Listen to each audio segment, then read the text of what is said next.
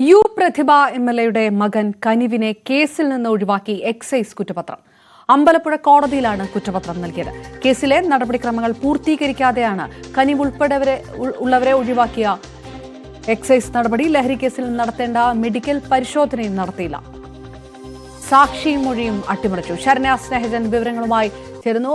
ശരണ്യ, പരിശോധനകൾ കൃത്യമായി നടന്നിട്ടില്ല, സാക്ഷിമൊഴി അടക്കം അട്ടിമറിച്ചു എന്നുള്ള വിവരങ്ങളാണോ പുറത്തു വരുന്നത്? ഏത് തരത്തിലുള്ള കുറ്റപത്രത്തിലേക്കാണ് എക്സൈസ് കടന്നത്? സ്വാധീനിക്കപ്പെട്ടു എന്നാണോ വിവരം?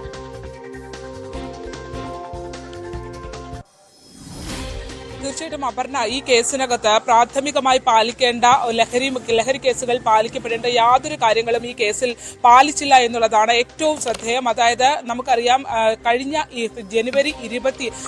ഡിസംബർ 28-നാണ് കനിവ് ഉൾപ്പെടെയുള്ള സംഘത്തെ 9 അംഗ സംഘത്തെ കഞ്ചാവ് ഉപയോഗിച്ചു എന്നുള്ള പേരിൽ ആലപ്പുഴ തകഴി പാലത്തിനടിയിൽ വെച്ച് ഇവരെ പിടികൂടുന്നത്. ഈ 9 പേരെ പ്രതി ചേർത്തുകൊണ്ട് എക്സൈസ് കുറ്റപത്രം സമർപ്പിക്കുകയും കുറ്റപത്രമല്ല മറിച്ച് എഫ്ഐആർ രജിസ്റ്റർ ചെയ്യുകയും ചെയ്തിരുന്നു. ഈ കേസിനകത്താണ് പിന്നീട് ഇപ്പോൾ ഒരു അട്ടിമറി ശ്രമം നടന്നിരിക്കുന്നു എന്നുള്ളതാണ്. ആ കേസ് രജിസ്റ്റർ ചെയ്തതിന് പിന്നാലെ യു പ്രതിഭ എംഎൽഎ തന്റെ മകനെ ന്യായീകരിച്ചുകൊണ്ട് രംഗത്ത് വരികയും എക്സൈസ് ഇതിൽ തനിക്കെതിരെ ഒരു ഗൂഢാലോചന നടത്തുന്നു എന്നുള്ള രീതിയിലേക്ക് കാര്യങ്ങൾ അവർ വിവരിക്കുകയും ചെയ്തിരുന്നു. അതിന് പിന്നാലെ എക്സൈസ് വകുപ്പ് മന്ത്രി തന്നെ ഇതിനകത്ത് അന്വേഷണം നടത്തുകയും ചെയ്തു. എന്നാൽ ഈ കേസിനകത്ത് അന്വേഷണ ഉദ്യോഗസ്ഥനായ കുട്ടനാട് റേഞ്ച് CI ജയരാജ് പാലിക്കേണ്ട നടപടിക്രമങ്ങൾ പാലിച്ചിട്ടില്ല എന്നുള്ളതാണ് മനസ്സിലാക്കാൻ കഴിയുന്നത്. അതുകൊണ്ട് തന്നെയാണ് കനിവ് ഉൾപ്പെടെയുള്ള 9 പേരെ ഒഴിവാക്കിക്കൊണ്ടുള്ള ഈ 9 പ്രതികളിൽ 1-2 പ്രതികൾ മാത്രമാണ് നിലനിൽക്കുന്നത്. ബാക്കിയുള്ള ആളുകളെ മുഴുവൻ, കനിവ് ഈ കേസിലെ 9ാം പ്രതിയാണ്, കനിവ് ഉൾപ്പെടെയുള്ളവരെ മുഴുവൻ ഒഴിവാക്കിക്കൊണ്ടാണ് ഇന്നലെ കുറ്റപത്രം സമർപ്പിച്ചിരിക്കുന്നത്. ആദ്യഘട്ടം മുതൽ തന്നെ ഇവരെ പിടിക്കപ്പെട്ട സമയം മുതൽ തന്നെ രാഷ്ട്രീയ സമ്മർദ്ദം ഉദ്യോഗസ്ഥരുടെ മേൽ ഉണ്ടായിരുന്നു എന്നുള്ള ആരോപണം നിലനിൽക്കെയാണ് ഇങ്ങനെ ഒരു കുറ്റപത്രം എക്സൈസ് കോടതിയിൽ സമർപ്പിച്ചിരിക്കുന്നത് എന്നുള്ളതാണ് ശ്രദ്ധേയം. മാത്രമല്ല, ഈ കേസിൽ, അതായത് എക്സൈസ് പോലെയുള്ള ഒരു വിഭാഗം ഈ ഒരു കേസിൽ ഒരാളെ പ്രതിയായി പിടിക്കുമ്പോൾ അതിനകത്ത് ഏറ്റവും പ്രാഥമികമായി നടത്തേണ്ട ഒന്നാണ് ഇതിന്റെ ഈ മെഡിക്കൽ ചെക്കപ്പ് എന്നുള്ളത്. അങ്ങനെ ഒരു ലഹരി ഉപയോഗിച്ചിട്ടുണ്ടോ എന്നുള്ള ഒരു മെഡിക്കൽ പരിശോധന ഈ കേസിനകത്ത് നടത്തപ്പെട്ടിട്ടില്ല എന്നുള്ളത് വലിയ വീഴ്ചയാണ്. ഗുരുതരമായ ഒരു അട്ടിമറി സ്വഭാവം അതിന് നൽകുന്നു എന്നുള്ളതാണ്. 2, ഉച്ഛ്വാസ വായുവിൽ മാത്രമാണ്, അതായത് ഈ കേസിലെ 1-2 പ്രതികളിൽ നിന്ന് മാത്രം റിക്കവറി ഉണ്ടായിട്ടുള്ളൂ. ബാക്കി ഉള്ളവരുടെ പേരിൽ, അതായത് ബാക്കിയുള്ളവരുടെ കൈവശത്ത് നിന്ന് അവരുടെ ഉച്ഛ്വാസ വായുവിൽ മാത്രമാണ് ഈ കഞ്ചാവിന്റെ ഗന്ധം ഉണ്ടായിരുന്നത് എന്നുള്ള ഒരു കാര്യം മാത്രമാണ് ആ കേസിൽ നോട്ട് ചെയ്യപ്പെട്ടിട്ടുള്ളത് എന്നുള്ളതാണ്.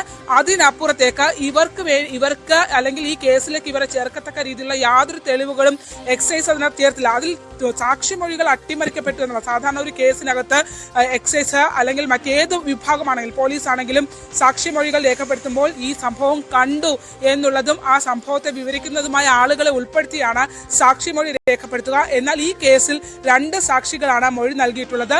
ഈ 2 സാക്ഷികളും ഇവർ ഇത് ഉപയോഗിക്കുന്നത് കണ്ടിട്ടില്ല എന്നുള്ള ഒരു മൊഴിയാണ്. അങ്ങനെ ഒരു മൊഴി എന്തിന് എക്സൈസ് രേഖപ്പെടുത്തി എന്നടക്കമുള്ള ചോദ്യമുയരുന്നു.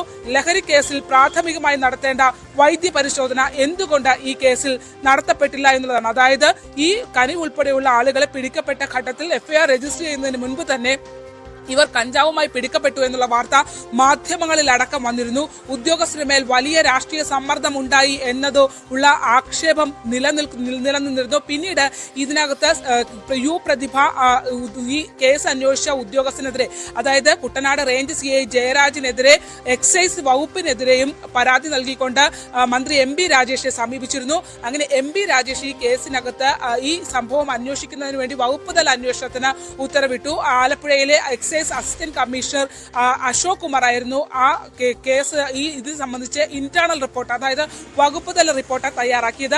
ഈ വകുപ്പ് തല റിപ്പോർട്ടിലും സ്വന്തം വകുപ്പിന് പ്രശ്നം സംഭവിച്ചു, എക്സൈസ് ഈ കേസ് എടുക്കുന്നതിൽ പ്രാഥമികമായി ഗുരുതരമായ വീഴ്ച തങ്ങൾക്ക് സംഭവിച്ചു, കുട്ടനാട് റേഞ്ച് CIക്ക് ജയരാജിന് സംഭവിച്ചു, സർക്കിൾ ഇൻസ്പെക്ടർക്ക് സംഭവിച്ചു എന്നത് ഉൾപ്പെടെയുള്ള കാര്യങ്ങൾ പറയുമ്പോഴും പിന്നീട് അതിനകത്ത് മറ്റൊരു നടപടിയും ഉണ്ടായിരുന്നില്ല എന്നുള്ളതാണ് ശ്രദ്ധേയം. അങ്ങനെ ഒരു റിപ്പോർട്ട് പോയി മാസങ്ങൾ പിന്നീട് നേരിടുമ്പോഴും വകുപ്പ് തല നടപടിയിലേക്ക് നീങ്ങുന്നില്ല. രാഷ്ട്രീയ സമ്മർദ്ദം ഇതിനകത്ത് ആ ഉദ്യോഗസ്ഥൻ നേരിട്ടിരുന്നു. അതായത് ഇതിനകത്തൊരു ഉത്തരം തരാനായി എക്സൈസിന് കഴിയുന്നില്ല. അതായത് ഒരു ലഹരി കേസിൽ പിടിച്ച ഒരു പ്രതി എഫ്ഐആറിൽ ചേർക്കപ്പെട്ട ഒരാൾ എങ്ങനെയാണ് അയാളുടെ വൈദ്യ പരിശോധന നടക്കാതെ പോയത് എന്നതിനെ സംബന്ധിച്ച് ഒരു വിശദീകരണവും എക്സൈസിന് നൽകാൻ കഴിഞ്ഞിട്ടില്ല. മാത്രമല്ല, ആദ്യം 90 ഗ്രാം എന്നാണ് എക്സൈസ് സംഘം കഞ്ചാവ് പിടികൂടിയതിനെ സംബന്ധിച്ച് പറഞ്ഞിരുന്നത്.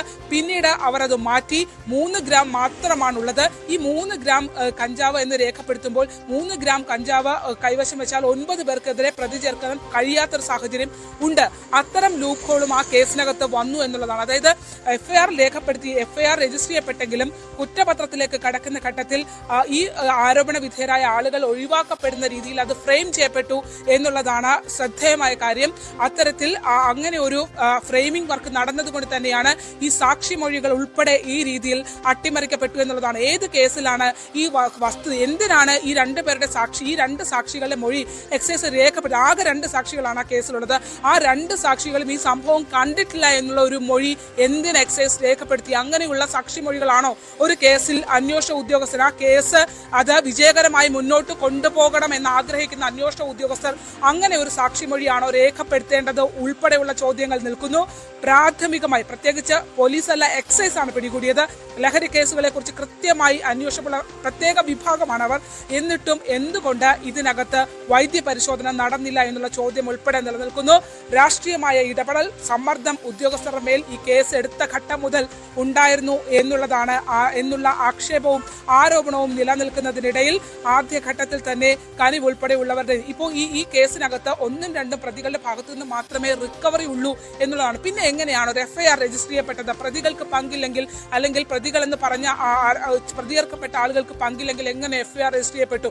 അപ്പോൾ ആ എഫ്ഐആർ രജിസ്റ്റർ ചെയ്യപ്പെടുന്ന ഘട്ടത്തിൽ തുടക്കത്തിൽ ഇതിനകത്ത് മറ്റെന്തെങ്കിലും രീതിയിലുള്ള ഒരു പകപോക്കലാണോ എക്സൈസിന്റെ ഭാഗത്തു നിന്ന് ഉണ്ടായത് എന്നടക്കമുള്ള സംശയം എക്സൈസിൽ തന്നെ ഉണ്ടാക്കുന്ന രീതിയിലുള്ള ഒരു ഫ്രെയിമിംഗ് എങ്ങനെയാണ് ഈ കേസിൽ ഉണ്ടായത് എന്നുള്ളതാണ്. ഇപ്പോഴും അന്വേഷണ ഉദ്യോഗസ്ഥനായ ജയരാജ് മൗനം പാലിക്കുകയാണ്. അദ്ദേഹം പറയുന്നത് തനിക്കെതിരെ ഒരു നടപടി ഉണ്ടാകുന്ന ഘട്ടത്തിൽ കാര്യങ്ങൾ പറയാം എന്നുള്ള ഒരു സമീപനത്തിൽ നിലനിൽക്കുന്നു എന്നുള്ളതാണ്.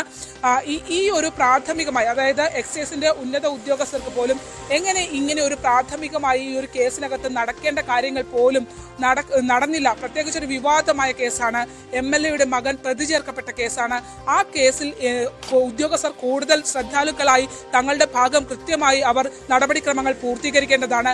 അത്തരം ഒരു നടപടിക്രമങ്ങൾ ആ ഉദ്യോഗസ്ഥന്റെ ഭാഗത്ത് നിന്ന് വീഴ്ച വന്നിട്ടുണ്ട് എന്നുള്ളത് ഈ രാഷ്ട്രീയ സമ്മർദ്ദം ഇതിനകത്ത് ഉണ്ടായിട്ടുണ്ട് എന്നുള്ളതിന്റെ ഒരു തെളിവാണ്. എന്തായാലും ഇപ്പോൾ കനിവ് ഉൾപ്പെടെ ഉള്ള ആളുകളെ ഒഴിവാക്കിക്കൊണ്ട്, അതായത് 1ഉം 2ഉം പ്രതികളെ മാത്രം ഉൾപ്പെടുത്തിക്കൊണ്ട് ബാക്കിയുള്ള 9 പ്രതികൾ, ബാക്കിയുള്ളവരെ മുഴുവൻ ഒഴിവാക്കിക്കൊണ്ടാണ് ഇന്നലെ ആലപ്പുഴ നർക്കോട്ടിക് CI മഹേഷ് കുറ്റപത്രം അമ്പലപ്പുഴ കോടതിയിൽ സമർപ്പിച്ചിരിക്കുന്നത്.